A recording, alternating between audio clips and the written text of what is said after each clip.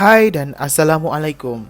Pada hari ini kami akan menceritakan tentang isu modernisme, iaitu kesan modernisme terhadap sosial budaya dan cabarannya kepada remaja. Ini merupakan ahli kumpulan yang telah menjayakan kajian ini. Yang pertama ialah Megat, ketua kumpulan kami. Hello semua. Yang kedua ialah Syahmi, diri saya sendiri. Yang ketiga merupakan Syifa. Hai. Yang keempat merupakan Hazira. Hai, Assalamualaikum. Dan yang kelima merupakan Aiman. Hai dan Assalamualaikum. Apa itu modernisme? Modernisme ialah perubahan sekeliling yang menggunakan idea dan kaedah yang berbeza dari masa lalu. Sesuatu gerakan pejuang yang menggantikan segala pemikiran tradisional supaya bersesuaian dengan zaman moden. Kemunculan berasas fahaman sekularisme yang telah berlaku di Eropah pada abad ke-15. Jadi, kenapa berlakunya modernisme ini? Wujud bagi menentang dan mengubah fahaman Bible mereka yang lama mengikut kesesuaian zaman tersebut. Pemodenan meliputi aspek budaya seni, pegangan agama, seni bina dan banyak lagi. Objektif kajian terbahagi kepada dua, iaitu mengenal pasti kesan-kesan modernisme terhadap sosial budaya dan cabaran untuk remaja menghadapi isu modernisme. Kepentingan kajian ialah supaya remaja pada zaman kini dapat mengenal pasti kesan modernisme terhadap sosial budaya dan cabaran yang bakal dihadapi. Kesedaran kepada mereka tentang betapa pentingnya isu modernisme ini terhadap sosial budaya, ianya sebagai perkongsian kepada pihak tertentu. Secara ringkasnya, modernisme bermaksud pemikiran cara moden. Menurut sarjana pula, modernisme adalah sifat, pemikiran dan tata cara yang merujuk kepada budaya barat dan gerakan pembaruan. Falsafah ini seringkali dikaitkan dengan nilai negatif kerana mereka tunduk kepada arus perubahan dan menolak Tuhan. Sebagai contoh, mereka mendakwa bahawa manusia bangkit berevolusi secara sempurna biarpun tanpa Tuhan seperti yang dinyatakan dalam teori evolusi Darwin. Kini, unsur modernisme juga terdapat dalam kesenian, penulisan dan seni bina dengan satu tujuan yang sama, iaitu kebebasan untuk mengekspresikan idea. Jadi, apakah pandangan Islam terhadap modernisme? Modernisme mampu membawa kepada keruntuhan akhlak dan peribadi orang Islam. Sebenarnya, pengertian modernisme berkait rapat dengan bentuk pemikiran dan tindakan manusia. Ia didorong oleh budaya barat yang memfokuskan tentang kebebasan serta individualisme yang mempunyai sifat keterbukaan. Tidak dinafikan lagi bahawa masalah akhlak antara umat Islam semakin meningkat seperti zina dan hamil luar nikah. Selain itu, modernisme juga mampu meluaskan lagi syariat dan kebenaran ajaran Islam. Zaman moden membolehkan hampir semua umat Islam berdakwah dengan mudah kerana wujudnya kemudahan seperti sosial media dan medium atas talian yang lain. Dakwah dalam konteks agama boleh dikaitkan dengan proses atau usaha untuk melahirkan rasa keagamaan dalam realiti kehidupan. Misalnya, Facebook mempunyai kemudahan bersoal jawab secara langsung menggunakan video live ataupun melalui penulisan blog di internet.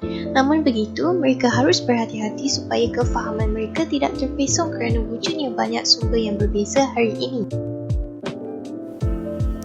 Bagaimana pula dengan kesan modernisme terhadap sosial budaya?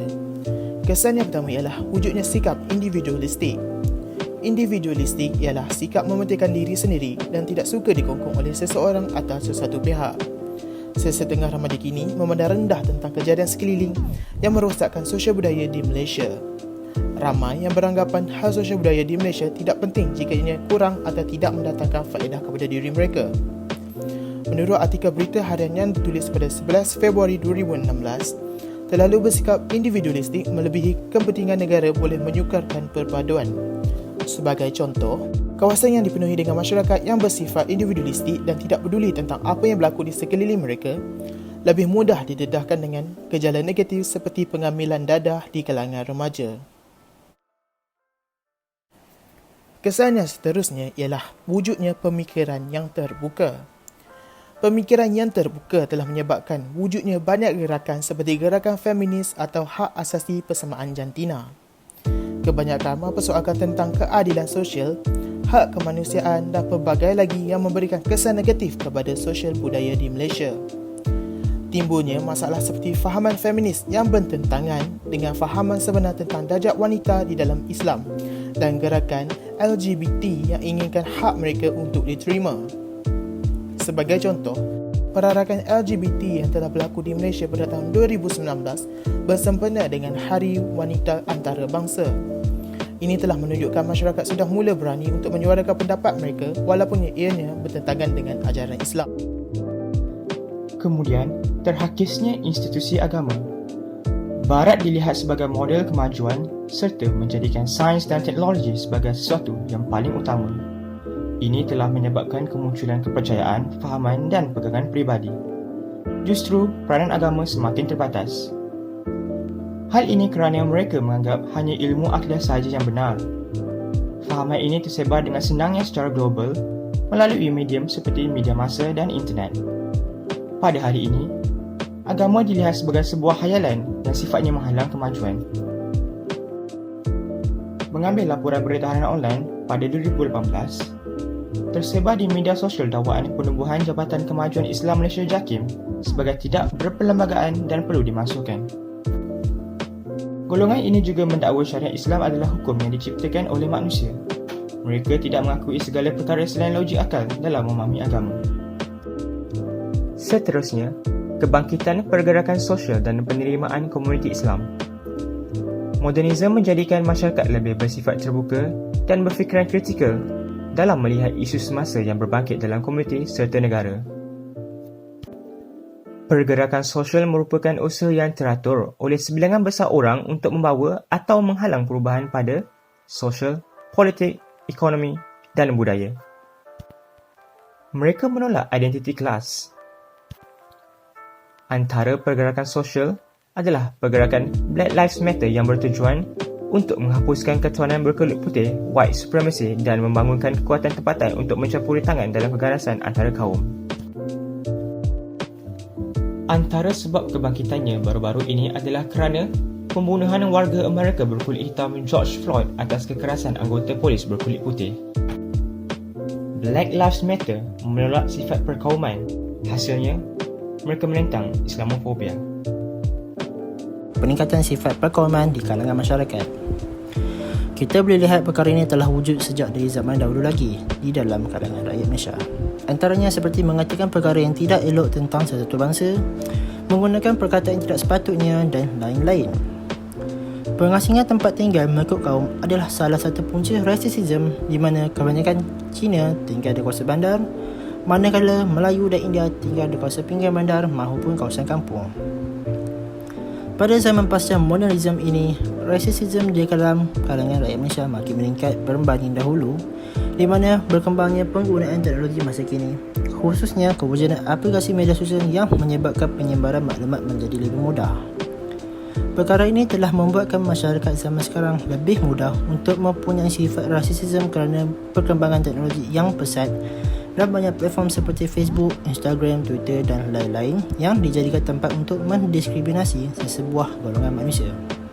Kita dapat lihat pelbagai setengah masyarakat di Malaysia telah menggunakan perkataan kesat terhadap setengah bangsa, dan dengan adanya sosial media ini, masyarakat lebih mudah untuk mengeluarkan komen-komen yang mempunyai isu rasisme kerana mereka berada di rumah dan tidak perlu berinteraksi dengan orang tersebut secara bersemuka. Hal ini juga dapat dilihat di mana terdapat banyak syarikat yang meletakkan kriteria tertentu untuk pengambilan pekerja mereka.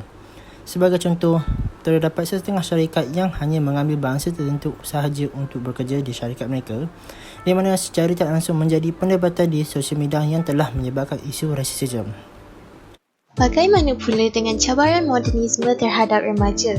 Para remaja kini lebih mudah dipengaruhi dengan anasir luar dan dari media massa. Mereka berfikiran lebih bebas sehingga terhakisnya nilai budaya positif terdahulu.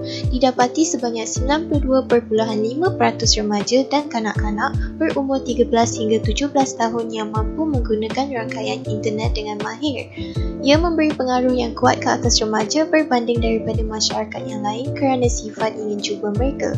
Penyalahgunaan teknologi moden boleh menimbulkan masalah dan mampu menyimpangkan realiti sebenar kehidupan sekiranya terpengaruh dengan imej songsang yang didedahkan di media. Cabaran modernisme lain yang dihadapi oleh remaja ialah wujudnya persekitaran yang lebih sengit persaingannya. Dengan adanya teknologi moden dan media massa, segala maklumat kini boleh diperolehi dengan sangat mudah atau dalam erti kata lain, pengetahuan di hujung jari. Persaingan antara rakan sebaya bertambah kerana masing-masing berlumba untuk mengejar pengetahuan dengan memanfaatkan kemudahan yang ada.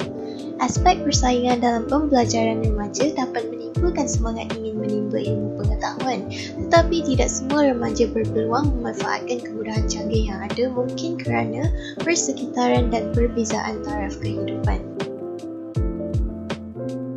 Cabaran yang lain adalah untuk mempunyai rakan yang bagus.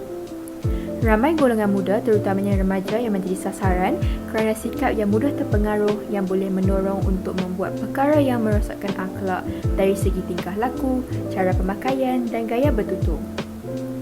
Hal ini kerana mereka adalah di perkembangan usia yang rasa ingin tahu dan sering merasakan mereka adalah betul dari aspek untuk membuat keputusan serta tidak mahu dikongkong dalam perbuatan yang ingin dilakukan.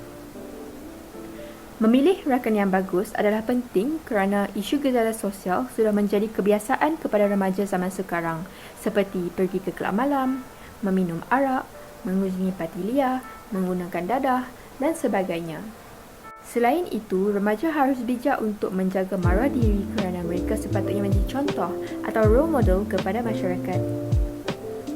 Perbuatan yang kurang sopan boleh mencelakan reputasi seseorang.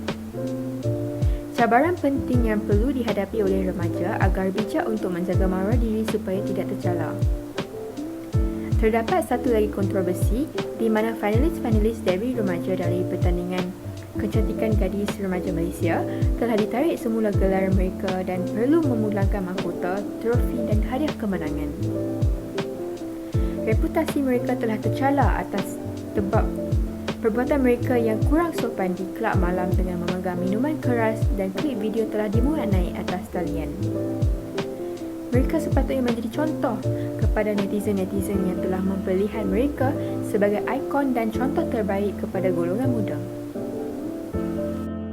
Secara kesimpulannya, modernisme boleh membawa kepada cabaran dan kesan yang baik serta buruk. Surat terang lagi bersuluh, perubahan dalam pemikiran dan pembaharuan yang berlaku di sebalik modernisme telah mempengaruhi dunia Islam secara menyeluruh dan membuka pandangan yang lebih meluas kepada masyarakat dari pelbagai bentuk, corak dan sifat. Oleh itu, umat Islam haruslah bangkit selaras dengan modernisasi dan membebaskan diri dari segala jenis fahaman yang boleh menjajah pemikiran mereka.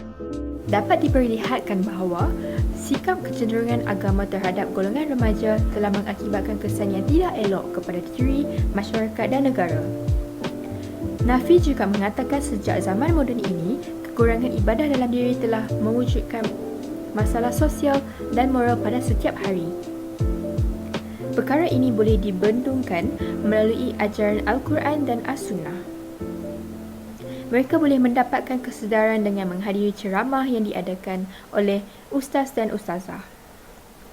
Selain itu, perkara ini dapat dikurangkan dengan pengurangan penggunaan teknologi yang canggih oleh para remaja. Disebabkan penggunaan internet yang keterlaluan, mereka mudah untuk terikut dengan budaya barat.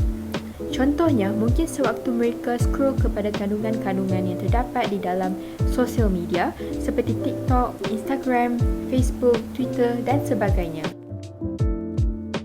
Kami berharap perkongsian ini dapat membantu anda mengenali lebih lagi tentang isu modernisme di Malaysia dan di seluruh dunia.